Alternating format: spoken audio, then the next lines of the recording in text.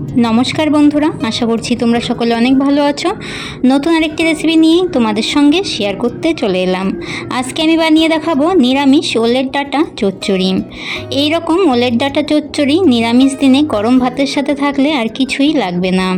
চলো রেসিপিটি দেখে নিই। আর এই রেসিপিটা একদম সহজভাবেই তোমাদের সঙ্গে আমি শেয়ার করব। এইখানে ওলের ডাঁটা নিয়ে নিয়েছি।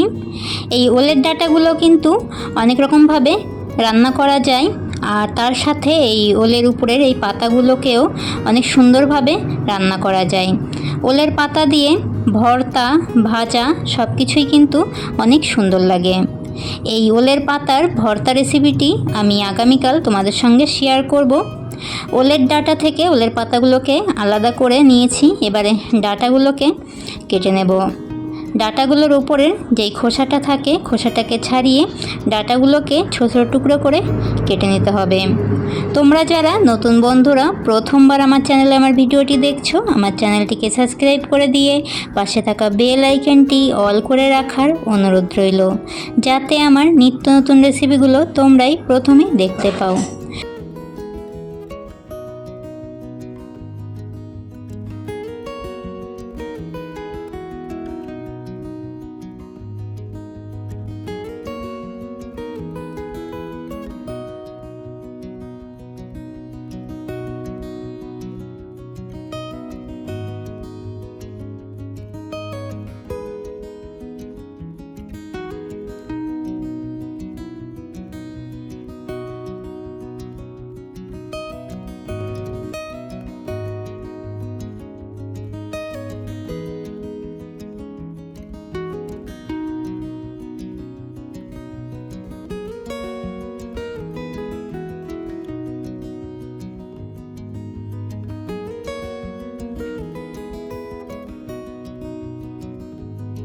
ওলের ডাঁটাগুলো সব কাটা হয়ে গেছে।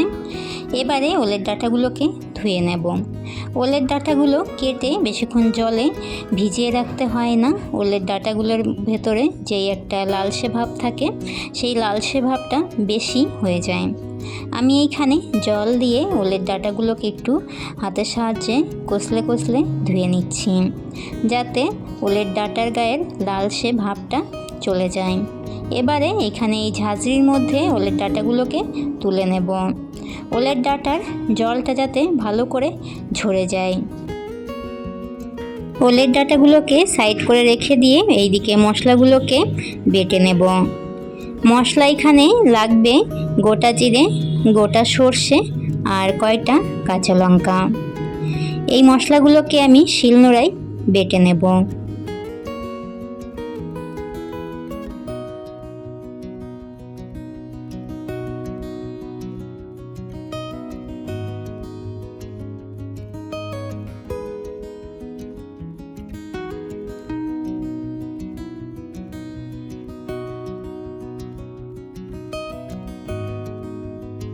মশলাগুলো বাটা হয়ে গেছে। এবারে জল ঝরিয়ে রাখা ওলের ডাঁটাগুলোকে ম্যারিনেট করার জন্য একে একে দিয়ে দেব সামান্য লবণ, হলুদ গুঁড়ো। এবারে দিয়ে দেব বেটে রাখা গোটা জিরে, গোটা সর্ষে, কাঁচা লঙ্কা। দিয়ে দিচ্ছি 1 চামচ মতো সর্ষের তেল। এবারে মশলাগুলোর সাথে ওলের ডাঁটাগুলোকে ভালো করে মেখে 15 থেকে 20 মিনিটের জন্য রেখে দেব। ওলের ডাঁটাগুলো ম্যারিনেট করার সময় লবণের পরিমাণটা একটু কম করেই দিয়ে দেবে।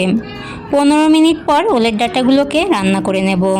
কড়াইতে দিয়ে দিচ্ছি সর্ষের তেল। তেলটা ভালো করে গরম করে নিয়ে এবারে ফোড়নে দিয়ে দিলাম কালো জিরে, শুকনো লঙ্কা। কালো জিরে আর শুকনো লঙ্কাগুলোকে ভেজে নিয়ে এবারে দিয়ে দেব ম্যারিনেট করে রাখা ওলের ডাঁটাগুলো। ওলের ডাঁটাগুলো দিয়ে এখন শুধু ভেজে নিতে হবে।